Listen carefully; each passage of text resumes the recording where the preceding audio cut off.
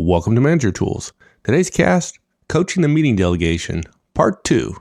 Just a quick note before we go. Although the June 16th New York Effective Manager Conference is filling up, we still have a few slots left. So if you're interested in joining us, please visit us on the website, www.managertools.com.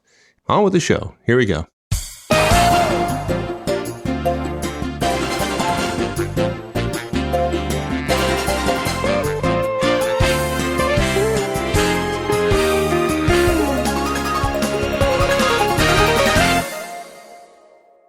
Okay, so Mike's starting to feel a little bit more comfortable here. So, good. What are you gonna do? What are you gonna do next with him, me, Mike? Yeah, him, me. We're gonna start calling you him, me. Well, okay. So we've set a goal. Actually, I think that took like 5 minutes because, of course, we went into a lot of detail, probably a little bit more. But it would have gone, I think, much shorter in real time. But frankly, I don't know that I'd wait. Right? Think about it this way. Suppose I know that I'm going to be doing this coaching with you coming up in our one-on-one, and you take 15 minutes in the coaching or in your session of the one-on-one. It's now my 15 minutes. Unless what I've got to give you that week in the one-on-one is burning me, or if it's something that I can wait a day and then drop by your desk and chat with you about it, I can have the entire 15 minutes, the second half of our one-on-one to kick off this coaching engagement, right? Sure. If we took 6 minutes, which is not too terribly long to set a goal, we've still got 8-9 minutes to brainstorm some resources. So we could do it next week, right? If we didn't finish or we're running out of time in the one-on-one, that's fine. We just say, okay, look, hey, be thinking about it. And next week we'll do the brainstorming, or we could do it this week as well. And basically what we mean is we got to figure out how we're going to get Mike from A to B, from going to not being able to run a meeting to learning how to run a meeting. And perhaps one of the biggest mistakes that managers make that totally kills coaching opportunities for us is the idea that we not only have to be the coach, but we also have to be the trainer. That we not only have to oversee the implementation, or we not only have to oversee the improvement, right? That we have to be responsible for the growth, but we also have to be the teacher, the imparter of knowledge. And that is wrong. If you try to do that, you can't coach everybody on your team because you don't have time to train all of your directs on everything they need to improve all the time. Right. Well, you can't do it. And just the thought that you may have to do that is going to stop you from doing coaching at all. I mean, it's just the crap theory, right? Oh crap. I don't want to do that, so I'm not going to do it. And I didn't get fired last year, even though I didn't do it. So apparently not doing it is a safe haven. Yeah. And then there's a lot of ways to learn that don't involve another person. Reading, for example. Right. And even if another person needs to be involved, it doesn't have to be you, especially if you're not the expert. Exactly. Okay. Basically, when we brainstorm resources, we're going to come up with a list of possible ways that Mike can improve his skills. We might mention a book, right? Reading is what you mentioned. We might mention a book that we think has good ideas in it about meetings. We might come up with the idea of having him watch other meetings to see what works there so we can copy those techniques. We're not going to worry yet what's the best way to learn the skill of meetings. Frankly, there may be such a thing as best, but I don't think there is really. The most acclaimed training technique out there may cost $10,000 US. And so we probably won't be using that technique, even though somebody does say it's the best. We're going to trust that in a short period of time, we surely won't get every way to improve, but we'll get plenty. We'll get enough. And if we run out of them at some point, we can always involve others in a new brainstorming session. In all of my years of coaching people, I've never had to go back to the brainstorming well. We always, in 2 to 3 to 5 minutes, have come up with enough raw material and resources that we could pull from that pile for a great deal of time. Some of my coaching engagements last as long as a year. We have a big enough pile that we don't ever run out of it in the course of a whole year. Yeah. And we do this collaboratively, just like we did the previous step, right? We do it with our direct. Yeah, we're gonna do this pretty quick. There's no need to prepare by coming up with a list on our own. Doing this individually is a lot less powerful than doing it collaboratively, doing it together. You're going to hear different ideas from the other person. They're going to make you think differently and come up with something you never would have thought on your own. So yeah, absolutely. And again, in the one-on-one, right? Yeah, and if you're brainstorming with me about something I'm going to have to do then, it might be likely that I would pick something that I like to do. For example, we've talked about this before. If you were to learn a new skill, you'd go ask somebody, right? Yeah. You'd get out your 20,000 Rolodex and I look at my 2-member Rolodex and I go like, nah, I think I'm going to read a book. Yeah. Right? No. I would call like 5 friends and then say, dude, I'll fly you down. Will you do this for me? And be like, yeah, okay. There you go. And you would read like 5 books and you would be a genius. I'd call the same people and say, hey, do you know of any books I can read? Yeah. Yeah, I really don't want to hear it from you. I want you to recommend books. That's good. But look, here's the thing. You only need to spend 2 minutes on this, folks. 2 flippin' minutes. If you're still going strong at 2 minutes, fine, keep going. But people seem to like brainstorms that are fast, that are busy, that have a lot of energy, and they dislike ones that peter out at the end. Somehow, if it has less energy, it's perceived to give less good ideas. So what you do is say, hey, let's brainstorm some ideas about what ways you could use to get better at running meetings. And again, you schedule 2 minutes, and at the end of 2 minutes, you stop the stopwatch and you're done. Right. And in here, when we're doing brainstorming, we put quantity over quality every time. It does, it really doesn't matter if one of them could be terrible. It really doesn't matter. Oh, in fact, I've had plenty of terrible ones, right? Yeah. Yeah. And I've seen you give plenty of terrible ones. The more we get, the more likely that we're going to get something really good out of one of them, right? That's going to get us where we need to be. Right. And again, we don't need 50 ideas. We're only doing the 2 minutes. We probably only need 5. Yeah. We're only going to get through 5 of them anyway, right? Yeah. Yeah. We're just trying to be as creative and volume oriented as we can in this kind of early period here. So we'll get more good ideas. We'll get more good. Yeah, exactly. Right. Yeah. And if we only list 5 ideas, we probably won't get 5 good ideas. But if we list 20 and it only takes 2 minutes, really, we're not going to use them all. We already said that. But we're going to have 5 really good ones in there that we can use. Yeah, exactly. Look, so in 2 minutes, we brainstorm. We come up with the 20 or the 20, 15 or 30 or whatever. And as we're doing it, we write them down. In fact, as a manager, we write them down on our one-on-one form. We've had a lot of managers tell us they write it down in the back of the previous week's form so that on this week's form, they can look and they can always find coaching notes because they're in the back of one-on-one forms. And look, you may have to come back to it in a few weeks if you struggle and you're not getting where you need to be. And frankly, we're probably also going to coach somebody else in the same area. Why not add this list to whatever list you brainstorm with that new director? Just, you don't have to reinvent the wheel, right? And look, if I have a fellow manager, nothing wrong with sharing my list with him. When he says, hey, do you know anything about making people better at meetings? I said, yeah, man, here's my brainstorming list. They'd be like, wow, you do brainstorming for meetings? Yeah. But it's part of this whole manager tools thing, blah, blah, blah. And they roll their eyes and go, yeah, whatever. Yeah. Hate those manager tools guys. So let's continue with our story a little bit and let's see, hear what it sounds like. So we took about 5 minutes before, maybe 6. I didn't count exactly. And now we're going to pretty quickly go through brainstorming. So now we're in the role play again. And I say, dude, let's spend just 2 minutes coming up with resources, tools, techniques, ways you can improve your skills as a meeting manager. I'll write down whatever we say, and I write down my own ideas and yours too. And we'll see how many we can get in 20 minutes. Really, we're going for volume. We're not going for the perfect answer. We don't need one answer. We need lots of answers. And like I said, there's no wrong answers. If I say something incredibly stupid, just ignore it rather than verbally discarding it or ridiculing it. And I'll do the same for you. We're really not deciding yet. We're just ideating. Totally different processes. Okay, you ready? Yeah, you said 20 minutes? Are we doing 20 minutes? 2. I'm sorry. Did I say 20? Yeah. We're going to be bored, man. After 2 minutes, we're going to... No, just 2. We're just going to do 2 minutes. Oh, okay. Yeah, I can do that. 2 minutes. 2 minutes. Okay, so go. Google meetings. Okay, got it. Okay, that makes me think. Meetings for Dummies, the books, right? Yeah, I like that one. Good. How about those Manager Tools podcasts you talk about? Yeah, whatever. I'll write it down. Okay, kidding. How about you go observe the VP's meeting? I hear she's really, really good at running meetings. Okay. Take notes in our meetings. Oh, yeah, they're pretty good. Okay, good. Yeah. What about observing some bad meetings, maybe? We know those, right? Okay. Yeah. The skill path, meeting training stuff that I saw. Yeah, they got some, yeah. HR courses too, right? Yeah. Online learning, that's cheap. Okay, good. Yeah. Okay, and going back to the Meetings for Dummies, I bet there are other Amazon books that might be good. Yeah. Good. Okay. Toastmasters, I heard that's great. You think for meetings? Yeah. Okay, cool. Rather than speaking, okay, good. There might be other podcasts too, come to think of it. Yeah, I doubt it. But yeah, put it on there. I don't know, but maybe. Okay. How about professional offsite training? Yeah, you want to go to Bali for a couple of days? Okay, good. Yeah. Sure. Could be. Yeah. And you know the old joke, right? We're going to write down peanut butter just to remind us that we can put down anything we want. Okay. Yeah. How about I go get a meeting mentor, somebody who can help me? Good plan. Sure. I don't know who it'd be, but whatever. Yeah, that's good.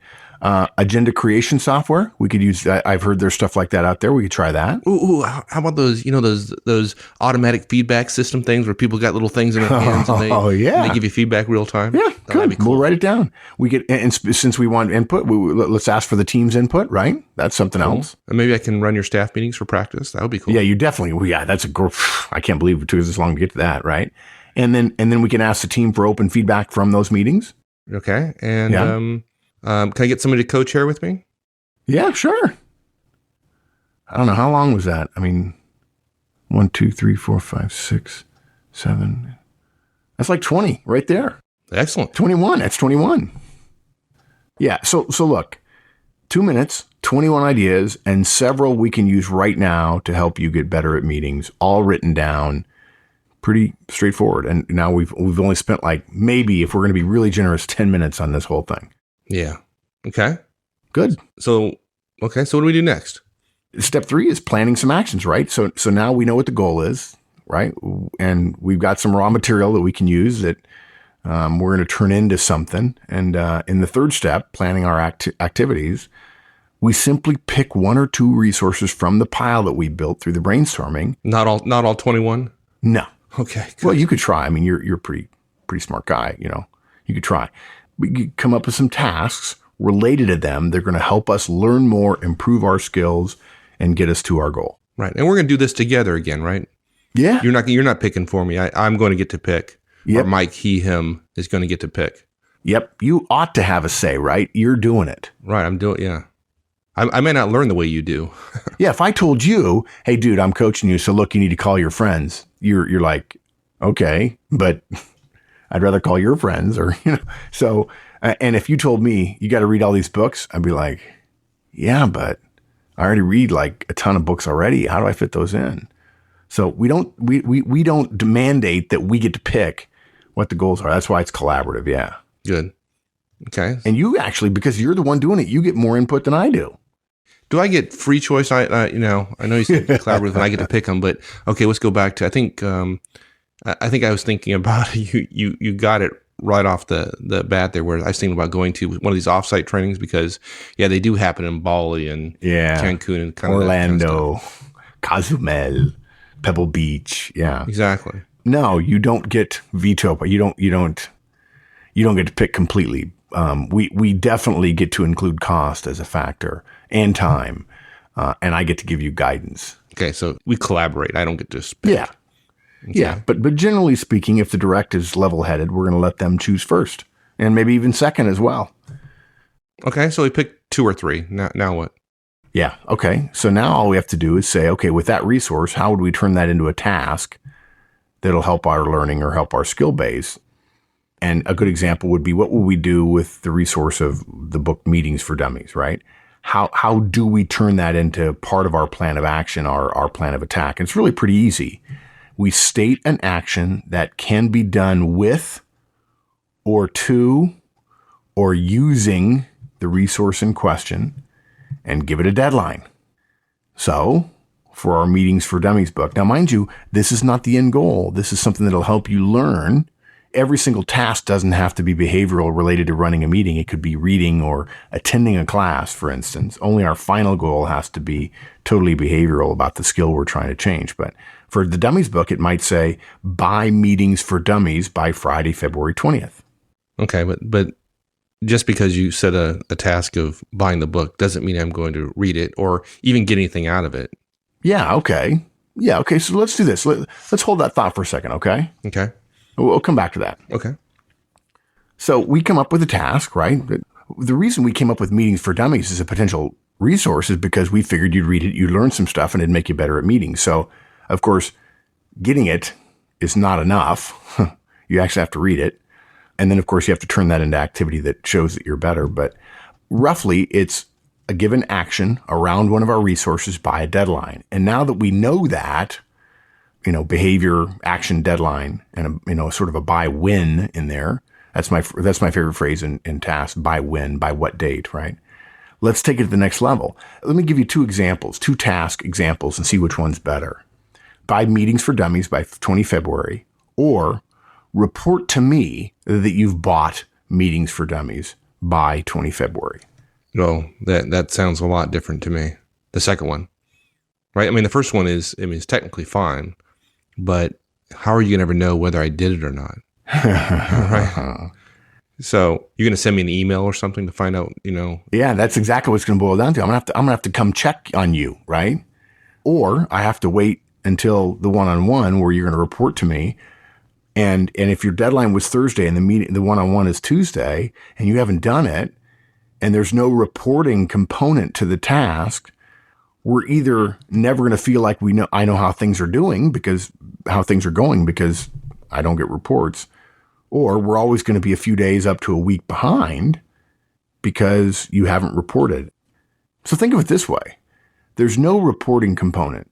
If the deadline is buy meetings for dummies by Friday, February 20th, there's no reporting component there. But look, suppose there's no reporting component on some other task. The deadline I've given you is Tuesday, but your one-on-one with me is on Thursday afternoon. Tuesday and Wednesday pass by. You're not in trouble because there's no reporting component.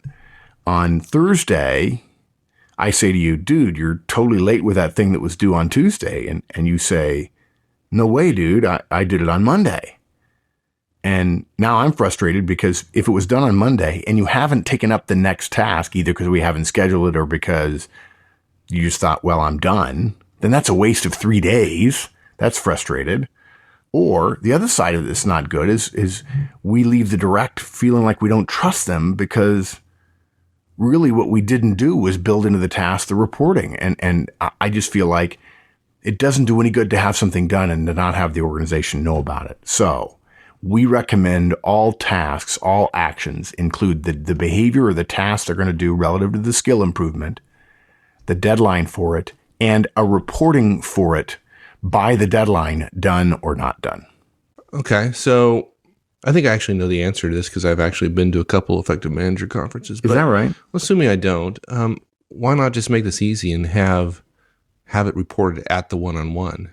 That seems like an easy way, right? I'm already meeting with you're already meeting with me, so why don't I just report to you then? Yeah, the fundamental problem with that is it makes every task a week long. And if a task is to Google something, how long does that take? It's like me taking my clothes to the dry cleaners and it takes 5 days to get them back. When in fact, we learn that the total value added on dry cleaning of something is 12 minutes. What are they doing with the clothes for the 4 days? I mean, are they taking them somewhere and displaying them? I mean, there's no value add in there, right? So the 4 days, the 4.9 days you spend waiting around to report to me at the next one-on-one is lost for the project. And now the project, if there are 50 tasks, all of which are 1 day long, we could finish in 50 days, or we can take a whole year to do a given coaching engagement. So the key point is set deadlines before one-on-ones. Don't always set your deadline of the day of the one-on-one because yeah, good. One-on-ones are totally a great way to check on things. Like, we recommend a weekly checkup in any one-on-one with somebody we're coaching. But if the deadline is Tuesday and we hear it's not done, there's a temptation to wait the next week as well. Okay, well, we'll just come back and just report to the next one-on-one. Setting the deadline early and including reporting allows us to say on Tuesday, even though our one-on-one is Thursday, when we get the note saying we're not done, I'm not done, rather than telling them, oh, well, just let me know that you're in the one-on-one. Say, okay, you've already had a week, so now you get one more day. Be done tomorrow. The new deadline is Wednesday, close of business. Good. Hey, and one point we ought to mention for folks here is that for all you program or project managers out there, we don't plan this whole 10 weeks out in advance. Oh, what gosh, you're gonna do no, day by right, day for the next 10 weeks. In our experience, planning out 2 weeks is entirely sufficient. Yeah, it'd be a waste, right? Because the schedule is going to slip. Things are going to come up. A given resource is going to turn out to be much better than we thought. Some other resource actually doesn't exist, even though we wrote it down. Yeah, plan for 2 or 3 weeks. which may mean in a given week 2 or 3 tasks, or it may be 12 or 13 tasks. But once you get the hang of writing a task and a deadline, it's not that big a deal. And as our direct in this example is you check off your first few tasks, as we get them done in one-on-ones, we add a few more. So we're kind of rolling out the red carpet as we go along, and we're able to constantly be adjusting based on what's getting traction and what isn't. I think some people may have noticed, the idea of reading a book, or actually you didn't even say reading, but like Google a book as a task was kind of interesting. That didn't seem like people are assuming read the book, right? Yeah. But we're purposely trying to make the task very granular, particularly in the beginning where we want to get some easy wins. Right. Look, if your first task on your action plan says read some book, folks, we can virtually guarantee you that your coaching project will be delayed a great deal. And most importantly, it'll be delayed a great deal in the beginning, where it bodes poorly for the rest of the effort. Yeah, because to a lot of people, a book on doing presentations, whatever, will sound a lot like please read War and Peace in the next week. Right. Yeah, right. If the task is read the book, I tell you, I've seen it too many times. Managers, individual contributors, professionals, adults say, I've got to go get the book, I got to download, I got to figure out where to put it, and then I got to read it, and then it may take weeks and everything. And just that thought process right there, they don't even go get the book. Your directs are going to see all the steps in getting the book and getting it together and all that stuff as obstacles. They'll start the project stumbling and be frustrated. They'll be missing deadlines. They will lose energy for the rest of your coaching engagement. Don't do it. So rather than making the task reading the book, let's break it down. For instance, and we're not kidding here, folks, this is the way to do it. This is the way to give it bite-sized chunks so your directs will eat. It's like, okay, if you take a bite of food, you get a bite of dessert. And that way all the food gets eaten. Even if they get a lot of dessert, who cares as long as the food gets eaten, right? So research Amazon meeting books by 20 Feb and report to me. Recommend 2 choices to me with costs and rationale by 25 Feb. Order 2 books to arrive no later than 1 March. Read the first chapter of each by 5 March and send me a brief email synopsizing it. Read chapters 2 and 3 in both books by 10 March, brief email synopsis. That seems pretty simple, but I'll tell you what's happening here is we're getting some early wins, and you get a chance to give positive feedback for each of those. And pretty soon you start to get some momentum. So rather than seeing their first task as chores with a bunch of obstacles, they think, well, I can do that. Right. Just a couple more chapters, right? Yeah. And then they're getting praise for doing so. And if there's somebody out there right now saying, well, gee, that might mean it'll take 12 weeks for somebody to read a 10-chapter book or whatever. Yeah, so what? That's fine. If you want to, it's a little bit slower, but it gets it done. And since at the beginning they hadn't read the book at all and they weren't improving at all, the fact that they're improving and it takes 12 weeks rather than 10 weeks, are we really going to quibble about that? So, yeah, it may be slower, but go slow to go fast, right? Yeah. And in 10 weeks or 12 weeks, they're going to have a new skill that if you didn't do coaching, you didn't do this, they wouldn't have had it. Nothing. Right. Exactly. Okay. How's that a bad thing? Yeah, not. Okay. So how does it sound and feel, right? Yeah. So let's go back to the role play. And I'm on the hot seat, so I'll start. So what resources do you want to start with? We've brainstormed a little bit, right? So what resources do you want to pull from on media management, Mike? Well, you know me, definitely a book. Although, to be honest with you, I don't know which one. I guess I'd also like to go observe some meetings and see how other people are doing them. Okay. Those sound good to me. It's fine. Let's figure out what you can accomplish in the next 2 weeks, even if it's just small stuff, and then we'll turn it into a list of deliverables. All right. So before we do that, though, can I just ask you a quick question? Like, what's going to happen if I miss a deadline? Oh, it's immediate written counseling. No, kidding. No kidding. Yeah. By the way, folks, we really shouldn't do that. We do have a sense of humor here at Manager Tools, but don't kid your folks about negative reinforcement. About negative reinforcement. Yeah. No. Yeah. So my actual answer would be something like, look, at worst, if you do it a couple times, I'm probably going to give you some negative feedback, but not always. Look, if you work hard and you deliver 9 of the 10 tasks on time, I'm going to give you positive feedback on those, and I probably just ignore the one that didn't make it. And in the big scheme of things, one deadline or two deadlines in a project that gets done on time just isn't an issue. So you said the worst case, I'm going to get some negative feedback. Yeah. Okay. Worst case is you ignore this for like 20 weeks. We're not doing that. Okay. But if you're late a week or something, I'm like, okay, hey, can I give some feedback when you're late? That's no fun. It just delays the inevitable, right? We got to get there. Okay. That's good. Time. I mean, you've given me lots of negative feedback over the last couple months, and it doesn't seem that bad, actually. Yeah. So. Your head didn't explode, so we're good. Yeah, I'm good with that. Okay. So back to tasks. What do you think?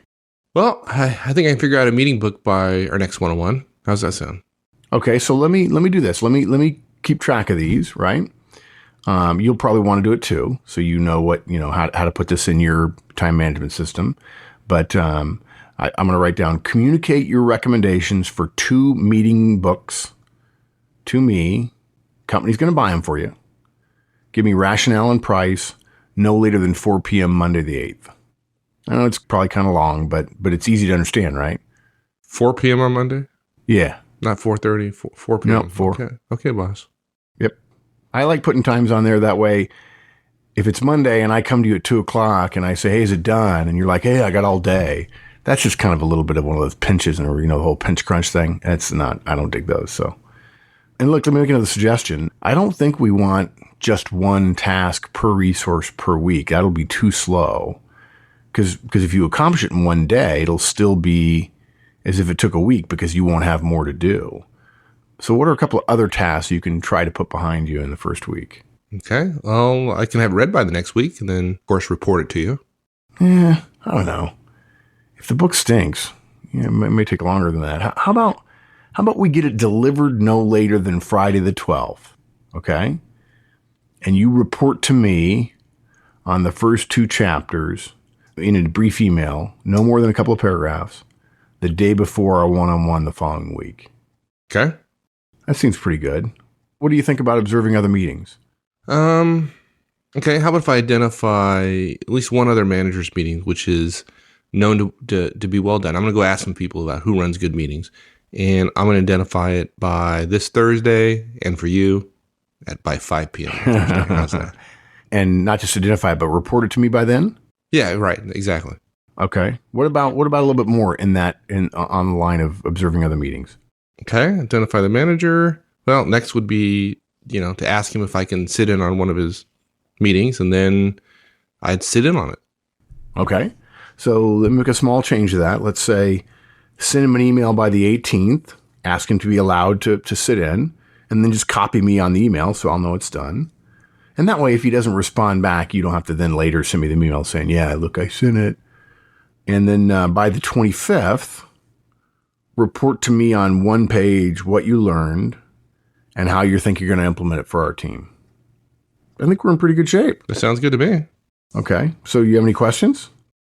This sounds pretty reasonable to me. I'm pretty excited. And basically what we'll do is next week in our one-on-one is if you've got them all done or some of them done or whatever, we'll talk about, okay, what are the next few steps that we need to do, right? And it should just take a couple of minutes. You'll report on what you're doing, where you're struggling, what's going good, and we'll figure out where we are and maybe what adjustments we need to make. No big deal. Good. Cool. And we get to work on it. Good. And now we come to step 4 in the Manager Tools coaching model, which is you acting, right? The direct taking action. And only the first 3 steps are really collaborative because in the 4th step, they're actually developing and growing, and we can't do that for them. We're done planning and directing. So who's learning? They are. Who's growing? They are. No sense in us doing a lot of work when they're the ones that are going to be learning. And we don't have to, be actively observing or helping them in this entire process. Right. Matter of fact, the more involved we are in terms of doing it for them, the less effective the process is going to be. At this point, they've agreed to do this. It's their task. We're going to follow up. They're going to report to us. It's part of their job. It is their, it's their job to do this. And we can't do their job and our job at the same time. So the whole point of this is, for us to have more time. Yeah. Good. Okay. And then the last step is really the administration of the process going forward. And that means the direct, in this case, you reporting in weekly in the one-on-one. Every week we basically ask, please update me on the status of the coaching we're doing. Ideally, we already know everything that's been done or hasn't been done because we don't have deadlines in the one-on-one. Yeah, you can have deadlines in the one-on-one, but it's not ideal. And then you not only have that information, but you assess in the one-on-one where we are. And if you need to add more tasks to keep somebody busy, you do so, or you change course if something's not working. Right. So the whole time that we're, every one-on-one, we're sitting back, we're assessing progress, and we're building out the plan a little bit. Right. And one of the things we do as the coach, we're not doing the training. Well, we could, maybe as a last resort, we might be the resource of last resort. We're not doing the training. But we are doing is we're sitting back and looking at the big picture. Are we on course? Are we getting there? Am I still confident that they're going to get there based on the task we're doing? Are we going to meet the deadline? Right. Are we making progress? And, we're going to win. Right. And then we have to say, okay, does the direct have enough to do for the next couple of weeks? And if not, we got to look at our resource list, either add a resource or just keep going with the ones that have gotten us so far. And it's a judgment call every week based on progress and interest from the direct. Right. If they miss it, no big deal. We just do a little bit of replanning, maybe some different tasks. Maybe they're struggling with something. We need to go back to the resource list and see if there's some additional resources around a particular aspect of the skill or task we're asking them to learn. Yeah, the old saying from boxing is everybody's got a plan until they get hit. So you're going to have curveballs. And if you go into it with a relaxed idea that if you're off by a week, it's okay. As long as you're not off every week by a full week and then you get further and further behind, you're going to be fine. And your point about staying flexible goes right into the next phase, which is at the end of this, we're either going to be celebrating the achievement of being done, or we may have to be changing the deadline. So part of the assessment is getting to the end and saying, did we meet the goal? And if we did, we celebrate. We share positive feedback. Maybe we announce it in the staff meeting that he runs. Maybe we have lunch and offer congratulations, something like that. Or if we're to the deadline and we haven't met the goal, what do we do then? Yeah, we need to talk about this a little bit because I think some folks may get this coaching model confused with goals or objectives that typically end up on somebody's performance appraisal at the end of the year.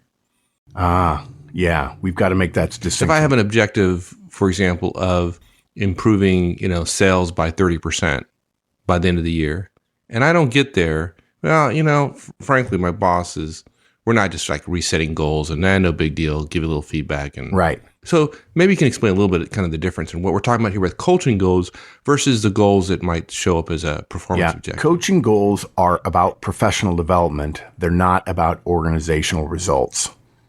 You can coach somebody on sales skills.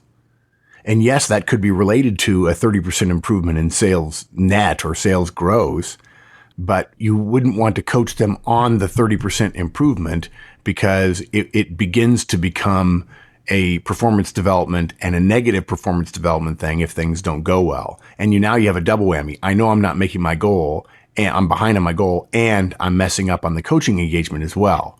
When in fact, there's really only one thing, which is, of course, the 30% improvement. So we might coach them on something related to improving it or a skill that will be directly involved in doing so, but it doesn't have to be. We generally try to stay away from the organizationally delivered goals that a person has as a function of their job. And in fact, we generally recommend that you don't coach people on things they're going to be measured on at the end of the year. That said, some managers say, well, I've got to put these things on their development plan. I said, that's fine. Just make sure that you give leeway so that you don't end up the way so many managers do, looking at the end of the year at their performance plan and realizing the development plan for somebody and realizing they didn't get through any of it. If you're going to put it down on an official organizational form, you're going to have to make sure you meet it. And that runs against our recommendation to stay a little bit softer on the deadline piece because we're simply comparing how much better off they're going to be in 14 weeks or 12 weeks rather than saying, oh, you didn't get it in 12 weeks and now you're in trouble. Yeah. So in this case, if they miss the deadline, then we're not going to punish them. No. It doesn't make sense, right? I mean, it's like we said before, we're going to move the deadline back. We're not going to give them 12 more weeks. We're going to allow enough time to achieve it based on where we are now. Yeah. Look, if somebody's been working for you for a while and they weren't able to do this task before, they didn't have this skill that you're coaching them on, another couple of weeks is not going to kill anybody. Yeah. And they're going to be notably better at their job, even if it takes 14 weeks versus 12. And let's not fret over the lost 2 weeks. again, let's compare 0 to 14 rather than 12 to 14. Right. And to be clear, we're not talking about the direct that stonewalls you. If you give it, if you give the person 12 weeks and they haven't made any progress in 12 weeks, that's different. And to me, that if it's 12 weeks where I'm giving negative feedback, asking for new behavior, and I don't get it. Now, for a coaching engagement, I go right to systemic feedback, which is, hey, when you repeatedly fail to do coaching tasks that you agree to do in a one-on-one and then don't meet the deadline, I begin to think you're not willing to develop yourself. And I've got no place in my team for somebody who's not willing to develop themselves. Exactly. Right. So somebody's putting in effort, they're making progress, and it's a 12-week goal, and they get there in 14 weeks. No big deal. Right. No big deal. Good. Yeah. Okay. So how does this phase sound? Let's go back to our good. Okay. So we're back in the one-on-one, right? My turn for maybe I finished my 10 minutes and we've got a few minutes left. And so I say, hey man, how's it going with meeting management, the coaching thing we've been working on? What's your status? What do we need to do? Well, as you saw in my email, I've accomplished all the tasks. Now I was frank here. I was late on the delivery date of the book. I wanted to save a little bit of money on the shipping. It was a little cheaper if I did ground, but no big deal. I made it up by getting the first 2 chapters read by that deadline. So, no, that's good. So can I give you some feedback? Sure, I guess. Mike, when you meet your deadlines in this coaching thing, I really respect that. Thank you. Oh, sure. No problem. Can I give you some more feedback? Sure. When you miss a deadline and then speed up afterwards because the project's going to be delayed and you get the next task back on the overall schedule, I really appreciate that kind of extra effort. And that, to me, that's how projects get done on time and on budget, which is how we work things around here. So well done. Thank you. Wow. Thanks. I thought you were going to zing me there, boss. Oh, that's next week. We'll do that next week. You're up for that next week, according to my little chart here. So, okay, but how are we set for the next 3 weeks in terms of your tasks and so on? Do we have deadlines through all of them? Yeah. Absolutely. So let's take a look at what's next. Let me walk you through the things I'm doing. So hopefully that gives you a good flavor of how I have every week I'm checking as the manager. Where are you? What are you doing? Where do you need to go? I'm giving feedback on the things that went well, negative feedback if it needs to be given, and so on. That is the overall process. And Mike and I just did 3. Did we do 4? We did 4 what amounts to role plays that were a total of like 12 or 13 minutes altogether. With this model, after delegating something, which is hard for some people, and delegating a meeting that we run, we can essentially leverage our succession planning, our development, personnel development, our performance management, and we can coach every one of our directs in just a few minutes a week, and we can improve their abilities and their reputation in the organization by asking them through coaching always to be getting better. That's it. Good. Pretty simple. Yep. We delegate first. We let them try it, and maybe they're going to fail, but that's okay. We let them try it. Right, that's okay. Then we set a goal collaboratively. We brainstorm resources, again, with them. Right. We plan some actions, again, with them. The direct. Right. Now, it's real simple. Now, the direct just goes and executes on the plan. They go do it. And then the direct reports weekly in one-on-ones. There you go. We assess progress, build out the plan. If they're successful, we celebrate. If not, we look at the deadline, do some replanning. replanning. The deadline a bit. And we talked a little bit about how that might look or sound. Yeah. That's it, partner. Good. Enjoyed it. Thanks, sir. Thanks, my friend. We'll see you. That's it, everyone. Thanks for joining us. And hopefully this little case study, if you will, encourages you to go out and start coaching your folks. Go back to some of our old shows on coaching, and you'll find that you can coach each of your directs in 5 minutes a week during your regularly scheduled one-on-ones. It's that easy. All right, folks. See you all next week. So long.